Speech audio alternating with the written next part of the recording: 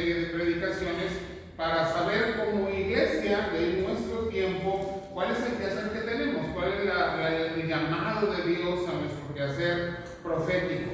Y en los 7 domingos anteriores he hablado ya, y cada vez es más difícil hacer el recuento, de Abraham, de Aarón, de Moisés, de Josué, del profeta anónimo, uno que no se menciona qué nombre tenía, y los 2 últimos domingos prediqué de Samuel.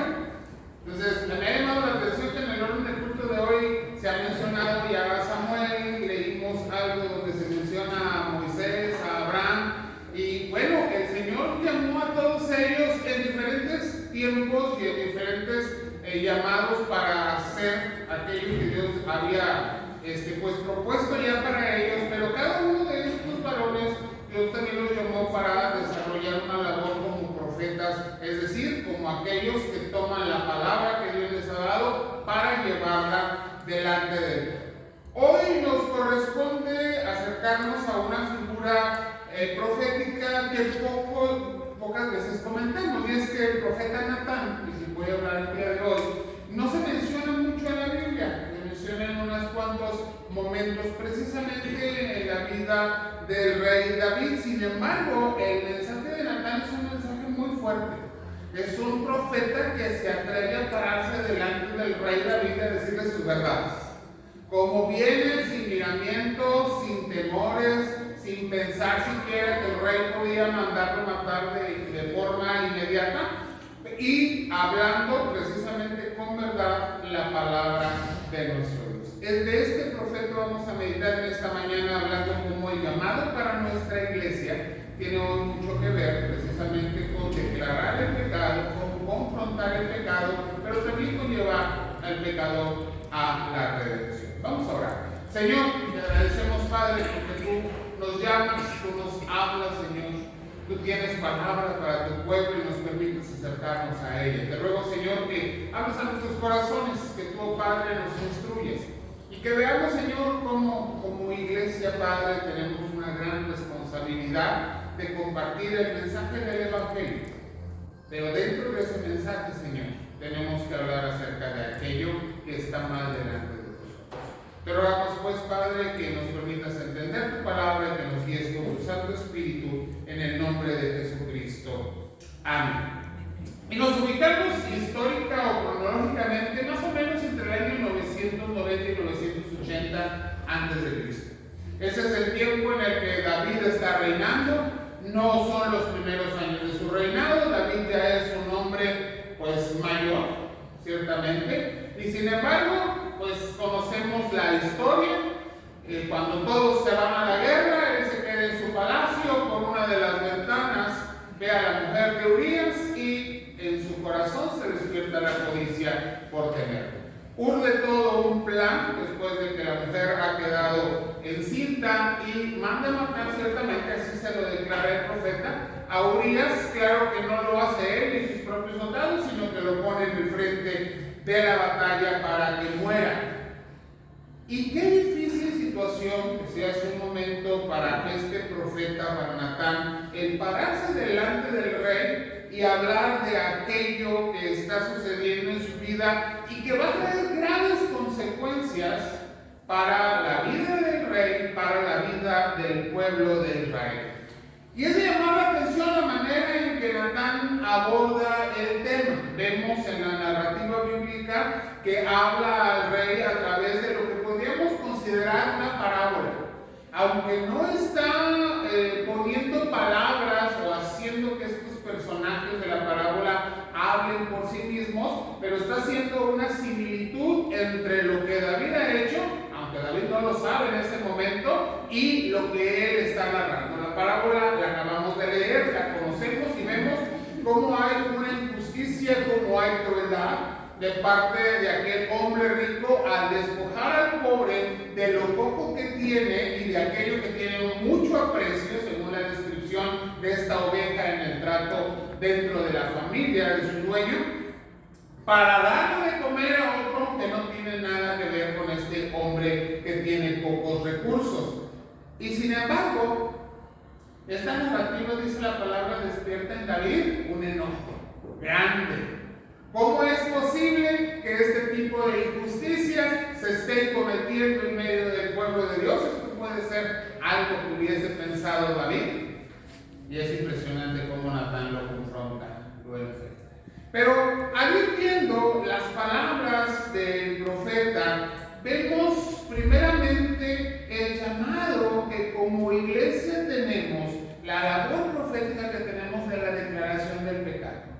Y tengo que empezar diciendo, hermanos, que la iglesia de nuestro tiempo tiene una crisis en cuanto a este concepto de declarar el pecado. Y ni siquiera estoy hablando todavía de confrontar al pecador con sus hechos, sino simplemente con el hecho de declarar qué es lo que está mal delante de los ojos de Dios.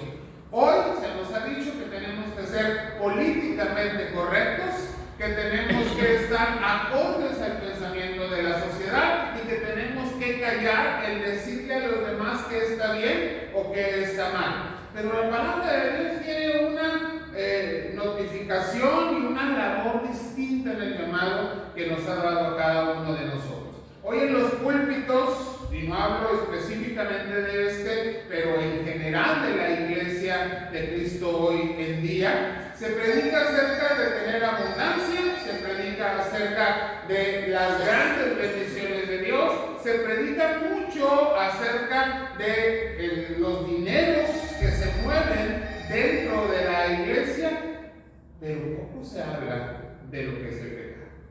Poco se habla de lo que está mal delante de los ojos de Dios, poco se habla de lo que dice la Biblia acerca de la palabra. Y cómo Dios nos confronta en esa palabra con la maldad que hay en nuestros corazones y que está en nuestra naturaleza. Y entonces tenemos una crisis.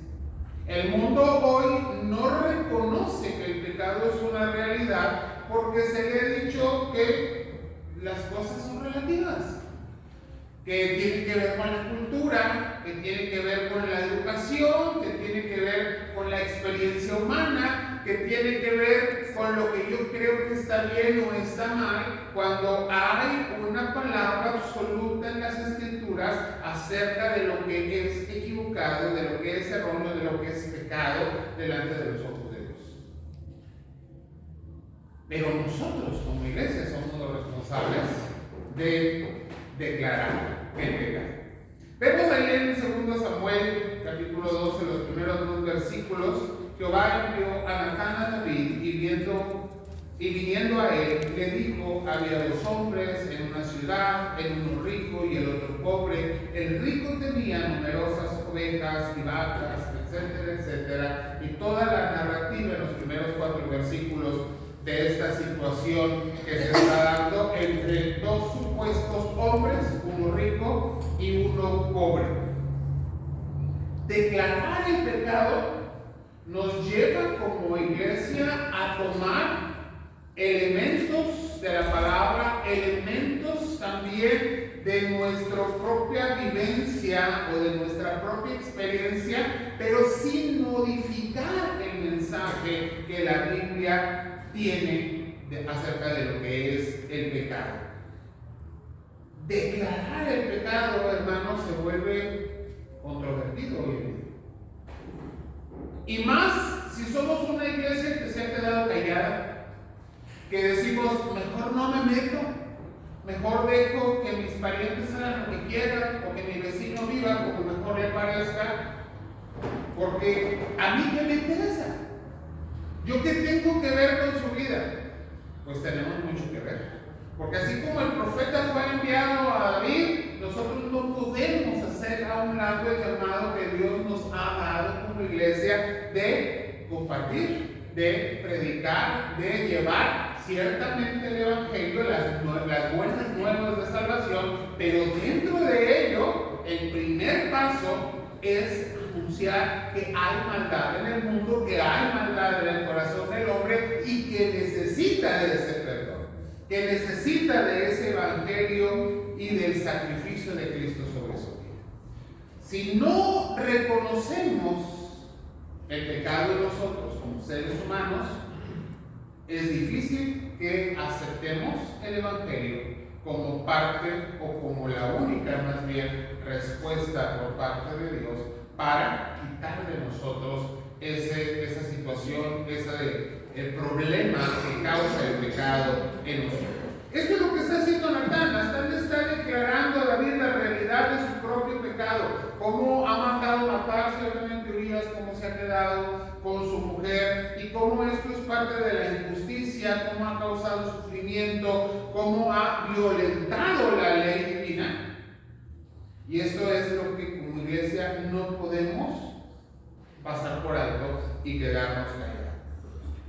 Podríamos pensar, bueno, pero solo le está contando una historia. Solamente le está narrando una parábola, pero la verdad es que le está señalando de una manera directa el pecado que ha cometido. Y todavía no lo confronta, solamente está poniéndole el panorama de que hay pecado delante de él, hay pecado en medio del pueblo y que ese pecado traerá sus consecuencias. La iglesia, hermanos, está llamada a usar la palabra de Dios de esta manera. Y aunque no sea políticamente correcto ni socialmente aceptable, no podemos quedarnos callados. No debemos quedarnos callados. Podríamos decir que cuando la iglesia se queda callada, la maldad del hombre no tiene con qué confrontarse. La palabra está ahí, pero la palabra es difícil que llegue al hombre que vive sin Cristo y sin esperanza, si no es a través de la predicación, si no es a través del compartir de la iglesia. Y no es en el púlpito, es en tu vida, es en lo que tú compartes, en lo que tú platicas, en lo que tú llevas, en lo que tú aconsejas con la palabra de Dios en la mano y en tu corazón. Necesitamos retomar este quehacer profético que tenemos como iglesia. No podemos hacernos a un lado de que somos llamados a declarar la injusticia, a declarar el pecado, a declarar que el hombre camina lejos de Dios y que hace lo malo delante de sus ojos. Y que esto tiene consecuencias, que la vida del hombre está emproblemada, que el ser humano está lleno de cargas, de pesares y que toda la maldad que hay en medio de nosotros como sociedad viene como consecuencia de la presencia del pecado. El Evangelio es un llamado al arrepentimiento, el Evangelio es un llamado al perdón, a la redención de parte de Dios, pero el primer paso para llegar a él, ahí, que es nuestro objetivo, es declarar el pecado. Así que hay que levantar la voz. Y no solamente para declarar las grandes bendiciones de Dios, que es necesario hacer, pero también hacer la obra que nos puede parecer dura, difícil, que es decirle a la gente que ha equivocado el camino y que Dios demanda esto de sus vidas. Vemos a continuación en nuestra narrativa cómo el profeta confronta ahora a David. Un David que está enojado, un David que está totalmente molesto por aquello que ha escuchado y que quiere ahora castigar a aquel hombre rico que ha despojado al pobre de su posesión. Y dice a partir del versículo 12, entonces dijo Natán a David, tú eres aquel hombre. Porque no basta con declarar que hay pecado, no basta con declarar que hay maldad. Claro, el segundo paso es confrontar al pecador con el pecado. Y no nos equivoquemos, hermanos. Podemos decir, bueno, pero es que, ¿cómo voy a confrontar yo a otro con su propio pecado si esa persona revira y me dice, ¿y tú? Que también estás en esta situación, que también estás en este pecado, que también, caray. Entonces tenemos que también confrontarnos nosotros mismos en primer lugar. Pero no tendría que ser de esta manera. Se supone que el Hijo de Dios camina en la verdad de la palabra. Eso somos llamados a hacer. Y entonces, dentro de esta labor, la confrontación con el pecado es algo que va, pero que también nos confronta a nosotros mismos.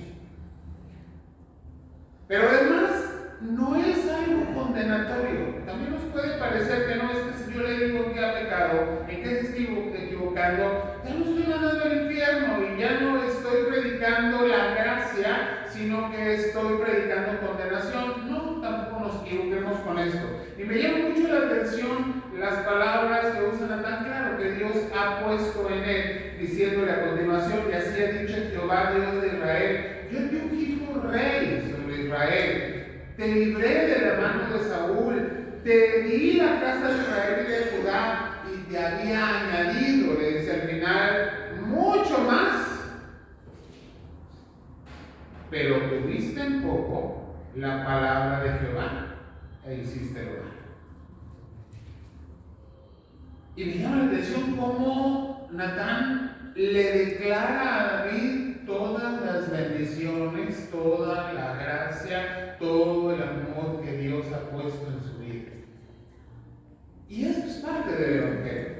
No somos condenatorios cuando confrontamos a alguien con su pecado, si nosotros recordamos las grandes bendiciones y compartimos con aquel que estamos confrontando con las grandes bendiciones que ha hecho Dios en tu vida, hasta dónde te ha llevado, cómo te ha encaminado, cómo te ha cuidado. Y aún el momento en que eres confrontado con tu propio pecado es un momento de gracia, porque Dios te ama tanto que quiere que vengas al arrepentimiento.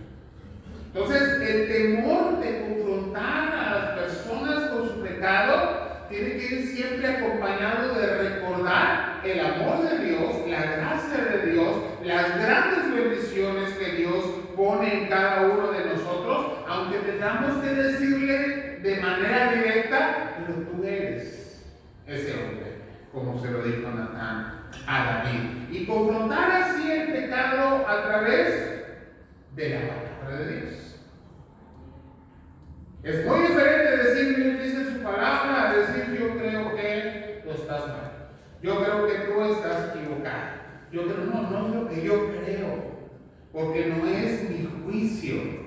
Lo que pone en juicio al ser humano es la palabra de Dios. Y nuevamente tenemos que regresar a que como iglesia necesitamos profundizar en la palabra, conocer la palabra, aplicarla a nuestra vida, para poder levantarnos y hacer la labor para la cual hemos sido llamados. Y vuelvo a decir, esto no está lejos del Evangelio. Porque si el pecador no es confrontado por su pecado, no puede venir al arrepentimiento. Aquel que desconoce que está pecando, aquel que desconoce que su vida está llena de maldad, ¿cómo puede reconocer que Dios está poniendo su gracia delante de él o de ella para venir al arrepentimiento? Entonces, esta parte también es fundamental. Primeramente, como iglesia somos llamados a declarar el pecado existe, es una realidad, está en medio de nosotros, en las familias, en la sociedad, y esto es conforme a la palabra de Dios. En segundo lugar, somos llamados a confrontar al pecador. Pero es que, ¿cómo? Yo no le puedo ir a decir, no, sí puedes y debes hacerlo. No solamente puedes, debes hacerlo. Es parte del llamado, de la labor que tenemos como iglesia. Pero ciertamente, el llamado más grande que tenemos es a decirle a aquel que está en pecado que a través de Jesucristo y del arrepentimiento se llega a la redención. Y al final este camino se manifiesta, se muestra en la narrativa de esta porción de la palabra, cuando David le dice a Natán, que estoy en el versículo 13 y 14, pequé contra Jehová, hay un arrepentimiento. David está reconociendo su culpa. Ya reconoció que hay maldad, ya reconoció que es su pecado, y ahora dice, pequé contra Jehová. Y Natán le dijo a David, también Jehová ha remitido tu pecado, ha quitado tu pecado de ti, ha quitado, y puedo decirlo así, la culpa de tu pecado, te perdonó, ya remitió tu pecado. Esto es una declaración de perdón. No morirás. Inmediatamente vamos a Romanos, la paga del pecado es muerte. Le dice, tú no vas a morir porque ya Dios ya remitió tu pecado, ya lo perdonó. Sin embargo, sigue diciéndole, por cuanto con este asunto hiciste blasfemar a los enemigos de Jehová, el hijo que te ha nacido, ciertamente morirá. Palabras muy duras. Pero seguimos creyendo que el perdón de Dios quita las consecuencias del pecado y no es así. La consecuencia del pecado se sigue manifestando en nuestra vida. La paga del pecado, que es muerte, la pagó Cristo en la cruz del Calvario. Él murió y tuvo que morir porque la justicia de Dios dice que la paga del pecado es muerte. No muero yo, muere Cristo en la cruz por mí. Pero la consecuencia de mi pecado en la vida, esa sigue ahí. Y la podemos ver muchas veces en la vida del ser humano. Que seguimos emproblemados, endeudados, con situaciones difíciles, con problemas internos, con enfermedad, con situaciones que son consecuencia de nuestros malos hábitos, de nuestras malas decisiones y de nuestra conducta pecaminosa. Y esta está ahí. Y la mayoría de las veces se sigue manifestando. Sin embargo, esto no quiere decir que el perdón de Dios no sea una realidad. He compartido muchas veces, no sé si lo he hecho con ustedes, pero es algo que impactó mucho en mi vida. Estando en el seminario, conocí un seminarista ya graduado que murió de SIDA.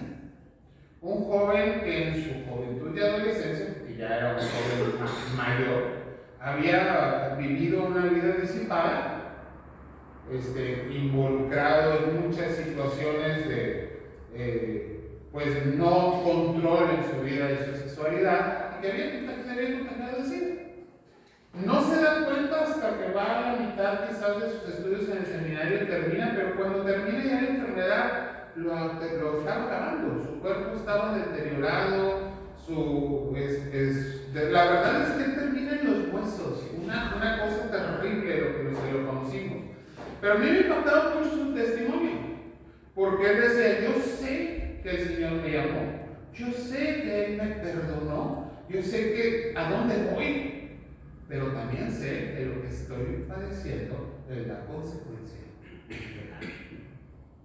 Y el perdón de Dios no le quitó la enfermedad, fue y murió de SIDA.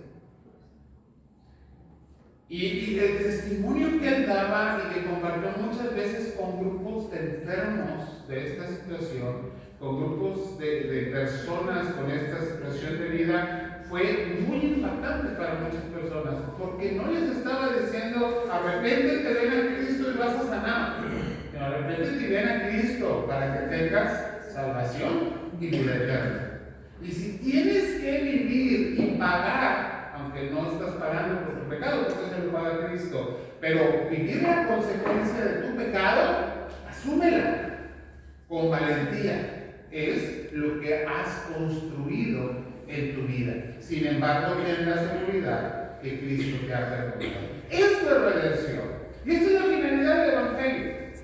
Decirle a aquellos que hoy están en pecado, puede ser redimido por Cristo, puede ser remitida tu culpa, puede ser puesta tu culpa en Cristo, que fue a la cruz del Calvario y murió en nuestro lugar. Sin embargo, sigue habiendo consecuencias y repercusiones que tenemos que asumir. Y el hijo de David tuvo que morir. Nada lo salvó, David se arrepintió, se puso en ayuno, se puso en oración, se tiró sobre la tierra y clamó al Señor. No podemos cambiar lo que Dios ha determinado. Y tuvo que morir el primer hijo de David con esta mujer. Sabemos que después el Señor levantó a Salomón, segundo hijo de esta misma pareja. Pero Dios había determinado que el primer fruto de esta relación mal llevada, pecaminosa, tendría consecuencias. No es fácil. No es fácil anunciar el pecado, no es fácil confrontar el pecado y no es fácil, aún cuando estamos predicando redención y gracia, decirle a las personas que a veces asumirlo nosotros mismos que el pecado tiene consecuencias. Pero tenemos que reconocer esto, es parte del mensaje del Evangelio para nosotros. Y somos llamados a predicar ese evangelio. Un evangelio de gracia, de salvación, de perdón. Esto es una realidad innegable, pero también que esa salvación no quita necesariamente la consecuencia de nuestro pecado. Simplemente nos da vida eterna. Y esto no es simple. La realidad es que esto es lo más hermoso, lo más grande que Dios ha hecho por nosotros. Entonces, recordemos y respondamos a este llamado de Dios. Somos llamados a proclamar valientemente la verdad de la palabra. El pecado es una realidad en medio de la sociedad. El pecado es una realidad en el corazón del hombre. Y tenemos que conocer dónde está la maldad y qué dice la palabra acerca de él. Y bueno, hago una lista de pecados. No sé cuántas hojas necesitaría, pero la maldad ahí está, presente y manifiesta. En segundo lugar, que nuestra labor consiste en confrontar el pecado.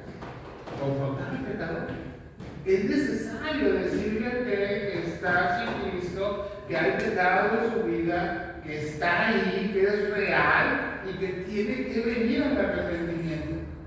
Nosotros no lo vamos a llevar a arrepentirse, es la palabra, es la obra del Espíritu Santo, pero tampoco podemos quedarnos callados y decir, bueno, Señor, haz lo que quieras. Yo le digo que Cristo murió en la cruz, ya es si Él quiere, si tú haces la obra, que Él se arrepienta. No, eso es la manera fácil de hacerlo. Somos nosotros los que tenemos el llamado a compartir lo que dice la palabra. Y no podemos ser selectivos con la palabra. Decir, yo solamente predico las partes bonitas y las partes donde Dios dice, esto está mal delante de mis ojos, esto es algo que aborrezco. Decir, eso sí me lo quedo callado. Porque entonces nosotros estamos omitiendo lo que la palabra de Dios nos ha enseñado. Y por último, después de declarar y después de confrontar, claro, la labor tiene que llevarnos a la redención, tiene que llevarnos a proclamar la redención, tiene que llevar al pecador a Jesucristo en el evangelio de la gracia de Cristo. Y hacerlo con amor, hacerlo con toda diligencia, decirle al mundo que a través del sacrificio de Cristo hay perdón, hay vida eterna. Decirle al mundo que cuando se viene al arrepentimiento en Jesucristo, Él transforma al ser humano. Pero no podemos perder de vista las otras partes. ¿Por qué es tan difícil predicar gracia y predicar el sacrificio de Cristo, predicar que en esto hay salvación? Porque cuando el ser humano no reconoce primero su propio pecado, no entiende que necesita de Cristo para ser salvo. Entonces, estamos omitiendo partes importantes del mensaje y solamente tomando, rescatando lo que a nosotros nos parece bonito, agradable y que puede llegar tranquilamente al corazón del hombre. No es así. La confrontación del pecado con el pecado es necesaria. Y el valor en nosotros, como el que tuvo el profeta Natán, es necesario. Porque el llamado no es diferente. Nosotros somos llamados a tomar la palabra de Dios y a compartirla con toda fidelidad y con todo valor delante de que tiene necesidad. Así que, pues como le dijo el Señor a aquel que le contó la parábola de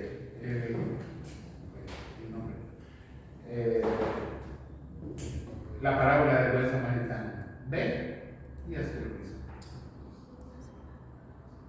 Y también dijo el Señor, el que tiene oídos para oír, oigan lo que dice el Espíritu de Dios. Vamos a ver. Padre, te